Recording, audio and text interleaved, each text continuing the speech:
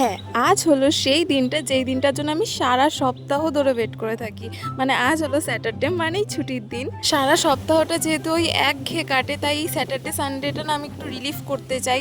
মানে ভাবি যাতে একটু আমি পিস অফ মাইন্ড থাকি সব কিছুর থেকে। আর যা ভীষণ গরম পড়েছে, আমি তো মেকআপ ভিডিও শ্যুটই করতে পারছি না।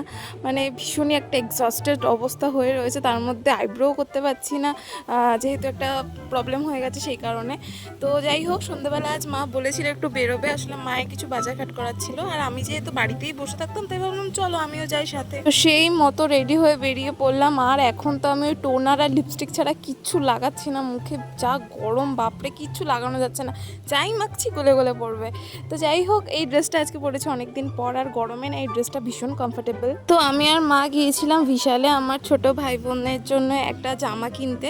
তো মা ওদেরকে গিফট করবে পয়লা বৈশাখ হিসেবে। এরপর গেলাম একটা শাড়ির দোকানে, এখানেও গিফট পারপাসই কিনতে গিয়েছিলাম। আর ততক্ষণে তো আমার গলদঘর্ম অবস্থা। এরপর মা ঠাকুরের জন্য কয়েকটা জামা কাপড় নিল, আর তারপরে আমরা একটু ফুচকা খেলাম। আর আসার সময় তো বেশ কয়েকটা খাবার কিনে নিয়ে এসেছি আজকে আমি। আসলে আজ না আমার ভীষণ ক্রেভিং হচ্ছিল, তাই ভাবলাম একদিনের জন্য আর কি আছে নিয়েই আসি, বাড়ির সকলে মিলে খাবো। আর রাতেও আমি আর কিছু খাইনি, এগুলো দিয়ে ডিনার করেছি বলতে পারো। So yeah, that was it for today.